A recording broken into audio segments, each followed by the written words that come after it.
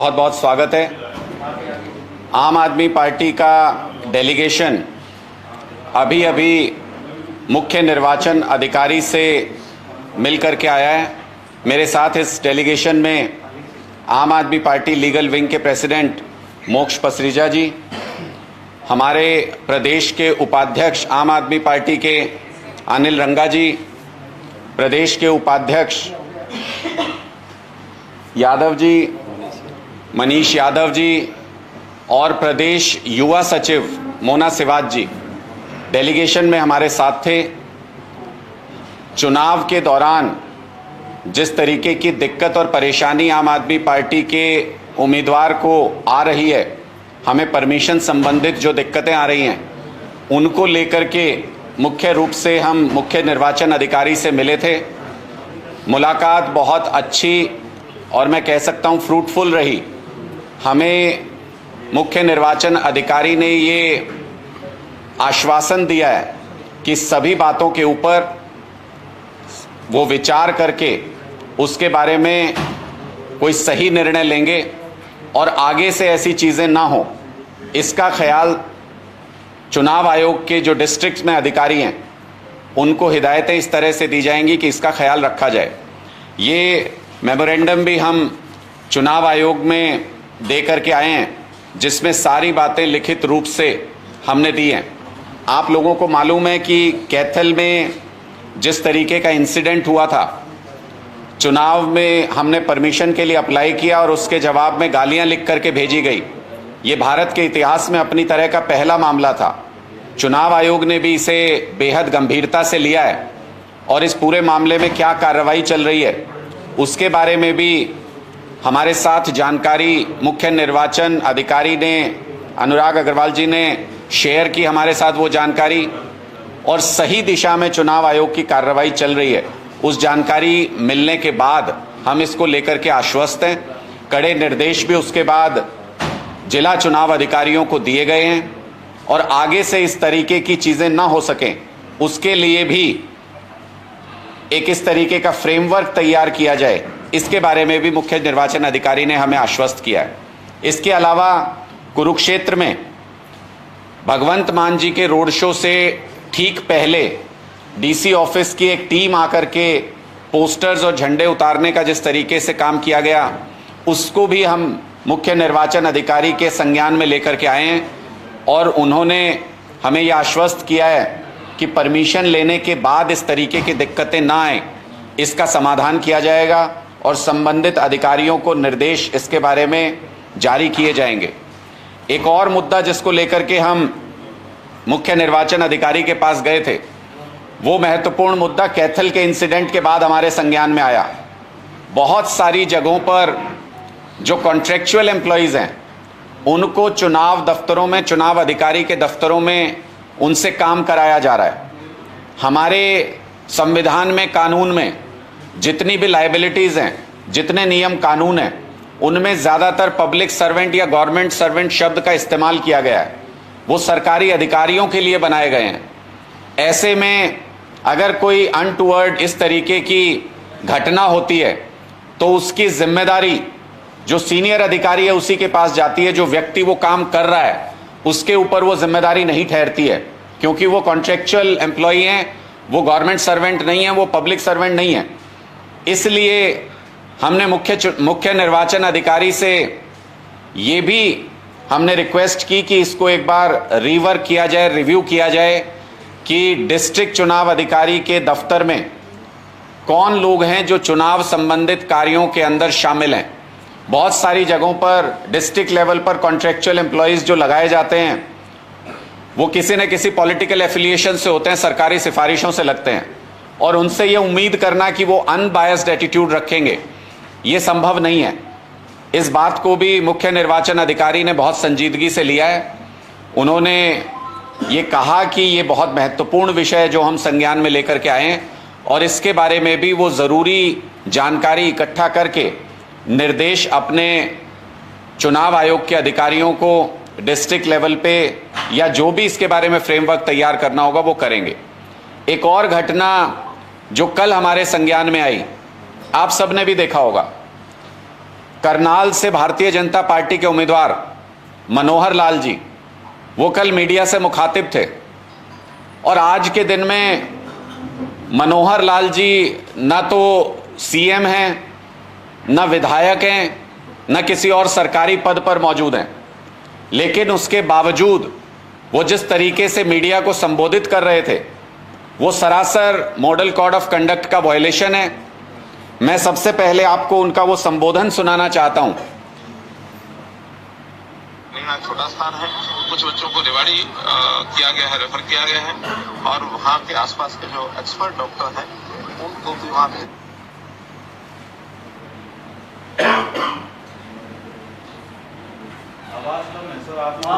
मैं आपको बता देता हूं, मैं ये वीडियो भी हम आपके साथ साझा कर देंगे।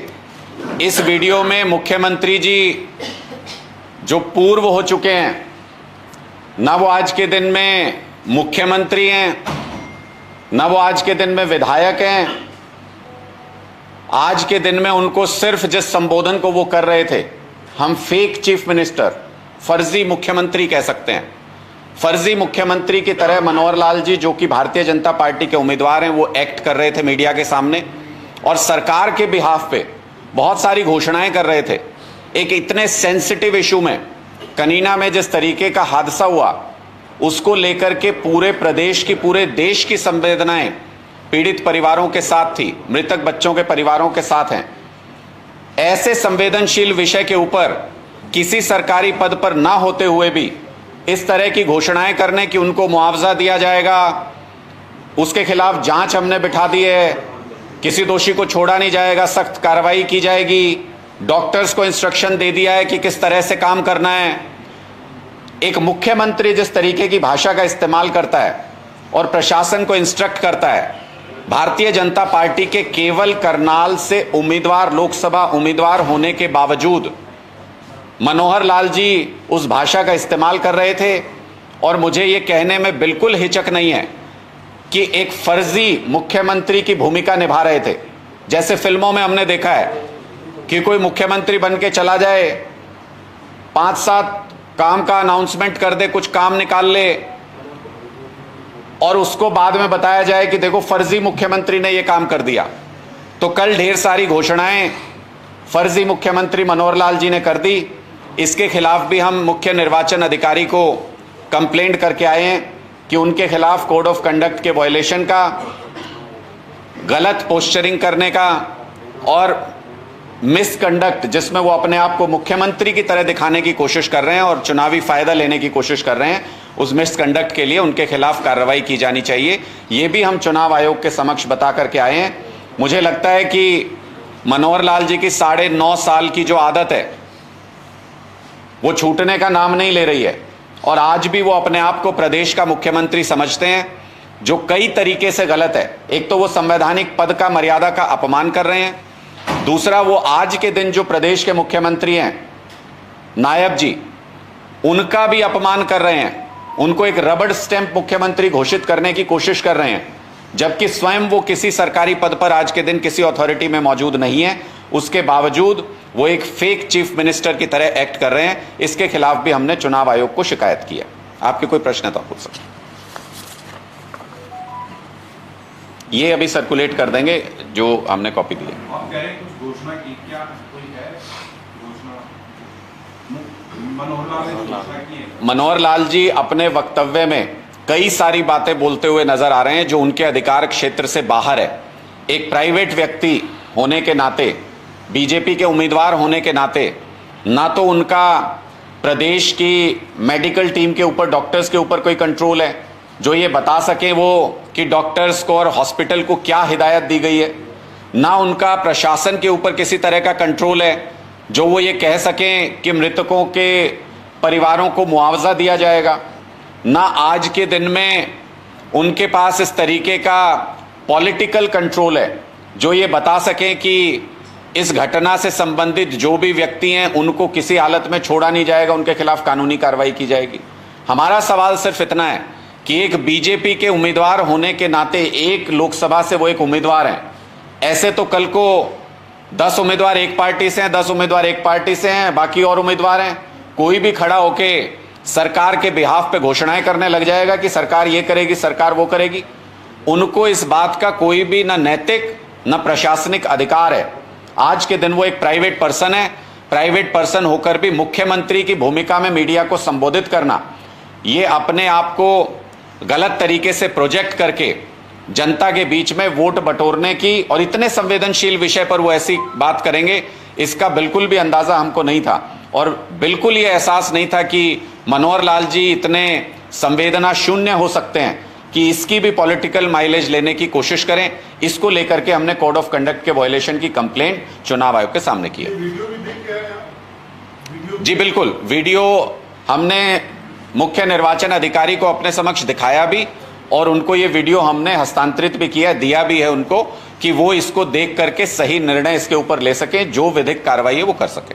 दूसरा, डीसी कैथल के सस्पेंशन की आप मांग कर रहे थे, उस पर क्या कहा है?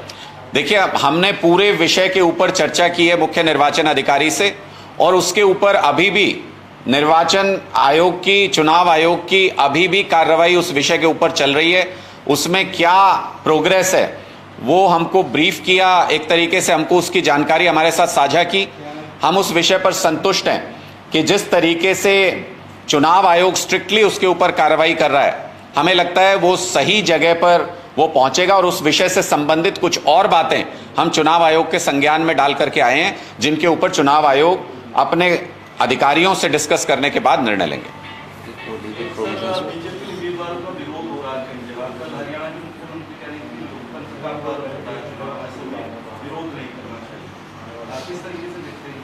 देखिए, मुझे लगता है ये लोगों का गुस्सा है। जो 10 साल तक भारतीय जनता पार्टी ने अपमान किया हरियाणा के लोगों का, कोई भी मांग लेके हरियाणा के लोग, चाहे हमारी माताएं बहनें मान सम्मान की रक्षा के लिए पुकार करने गई हों, चाहे सरपंच अपना अधिकार मांगने गए हों, चाहे किसान एमएसपी मांगने गए हों, चाहे युवा रोजगार मांगने गए हों, सबका लाठियों से स्वागत किया भारतीय जनता पार्टी ने।